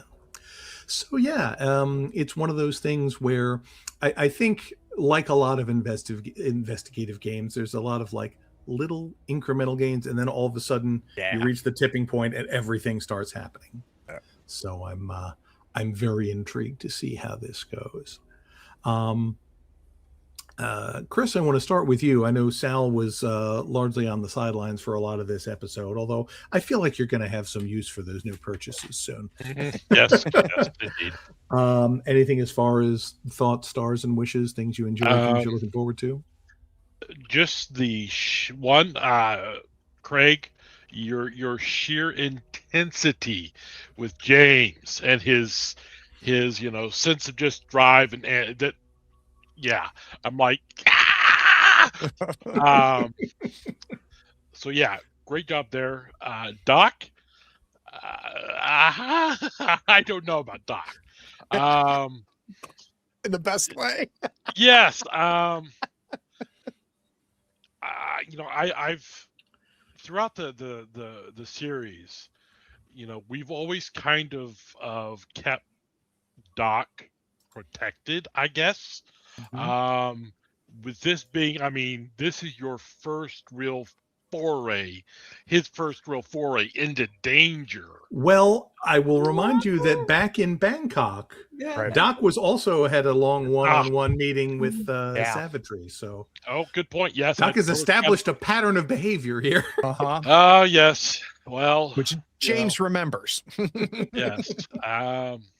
Yeah. So the whole, I figured Montgomery is doing Montgomery things, but the recent conversation with Doc, that's enlightening. That was well done. I'm interested to see how this plays out. Either it's going to go spectacularly, or it's just going to go horribly. We're all going to die. But it's going to be a fun ride regardless. It's going to be real interesting either way. Just again, for wishes. Again, I like the pressure. I like this is definitely a change in the pace, because it's been rather kind of slow and not necessarily slow in an action sense, but it's been building, and all of a sudden it's just like jumped up 10 scale. So looking forward to this. This is going to be interesting. Excellent. Naomi, how about you? Gonna have to second that on stars for Mac on that entire conversation, and then at some point Brian like, are you stalling? Love that. I mean, because Brian knows that is actually totally Mac just knows these things and is into telling it, and I love that. But he's like, this is taking too long. No, I'm a nerd who's working on folklore. Give me a second. Yeah, so really, really love that. And I fully believe, we have our guardian angel, Sir Godfrey, who came out of nowhere, but very much looking forward to working with him. And I wonder whether we can trust Donovan. I mean, he fed that thing his wife. He has this, I want to get out, but I don't know how, is this a trick or anything? So very interested to see how all these paths are going to combine. And hopefully it's going to end up explosive.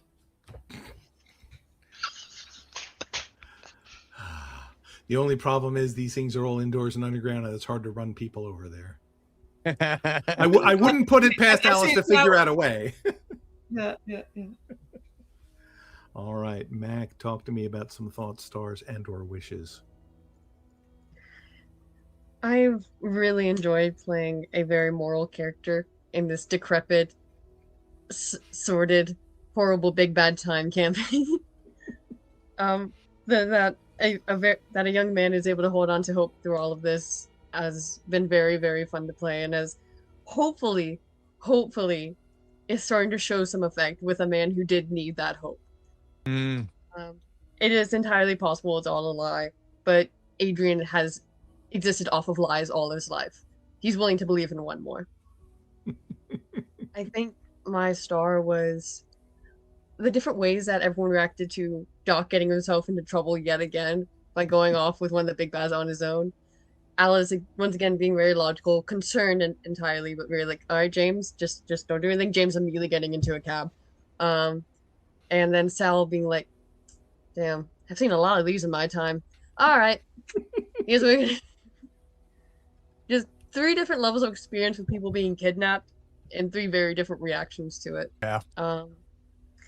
I really hope that Doc is able to talk more with Montgomery, able once again, like, really wants to try and be that beacon of hope again for this man, and very hopefully can stop James from trying to kill somebody before he gets that chance to talk.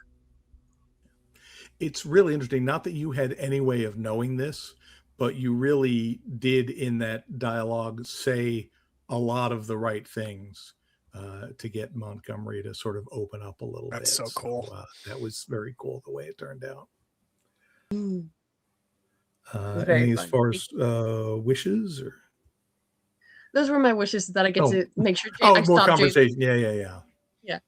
It's just, I may have to run downstairs because, hey, dude, having a great conversation. 1 second, James, shut the fuck up. Yeah, I can't wait to see what happens when somebody answers that door. I also really want to see more about Sir Godfrey. My wish is to know more about this Night Order, these Templars. Yeah, right? Like, I've got in my notes, I've got night, question mark.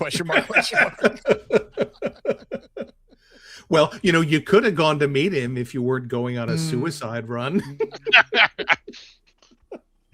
Craig, talk to me about what you're thinking. I just love James. I love James. He's developed enough now where I'm just listening to him more than playing him. He doesn't surprise me anymore. And he's not suicidal, but he also has already come to peace with the fact, like, he's not coming out of this. Now, he may, right? He very well may, but in his mind, he has made peace with this. And the other thing that's really interesting, and Mac, I love that we have been playing together as long as we have. I think James has feelings for Doc. And I don't think James knows what to do with that. I think James has feelings for Doc, and can't tell if it's fraternal, paternal, intimate. I don't think James knows, but had Sal or Alice been kidnapped, this would not have been his reaction. But it's Doc. And it's really interesting because I literally have no idea what is going on with this, with James. I just know James really cares about Doc. And he's about to do something really dumb. Really dumb. And it's really kind of cool to see that just come out of nowhere, but it's been building for a long time now. And anytime Doc has been in any amount of danger, that has been James's immediate reaction, though. 100%. Like, and it's very funny. And it's also interesting because it has nothing to do with capability, right? It's not that James thinks Doc can't handle themselves. It's an emotional reaction, which I think is super interesting. So. Yeah, I can't wait to see what happens with that, because that's an amazing thread. Yeah, me too. Yeah, and I think it's important because I forgot, somebody mentioned suicidal, James being suicidal. That's definitely not what he is. Like, he is not out to kill himself, right? But he doesn't think he's coming out of this either, right? And which I think there's a nuance to that. I don't know, would be interesting. Yeah. So wishes, just seeing where that leads. I wish that Dr. Adrian has the ability and the access to have James not get himself killed. Well, we have we all have a little time to figure out how we're gonna it'd be cool. So in a couple hours, at 7:00 this evening, Scum and Villainy, we're going into downtime after their first job. Unbelievable group, unbelievable game. So if you've ever been interested in seeing downtime in a Forged in the Dark game, this episode 3 is a good chance to see that. with only one of these players ever having done a downtime. The other 3 players, this is their first Forged in the Dark game. So we'll be teaching a lot as we play.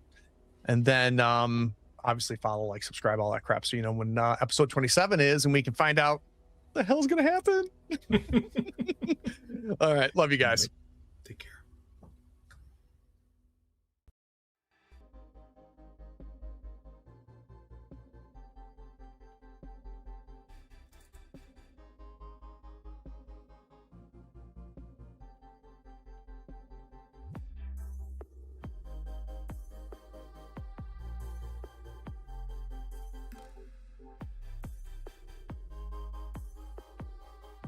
Howdy friends, thank you for watching. All our content is archived and organized in playlists on the Third Floor Wars YouTube channel. Check it out. And if you could like, follow, subscribe, and even set your notifications to this channel on YouTube and Twitch, we'd appreciate it, and it'll make sure that you catch all of our content. I talk with creators, designers, and experts across the gaming landscape in every episode of our podcast, Tabletop Talk. Open up your favorite podcatcher and search for Tabletop Talk from Third Floor Wars. Support your creators. They make the content you love, and it's your support that makes it happen. If you want to help us, go to Third Floor Wars on patreon.com, and you can help us for as little as $1 a month. Thanks again. We'll see you next time. Take care.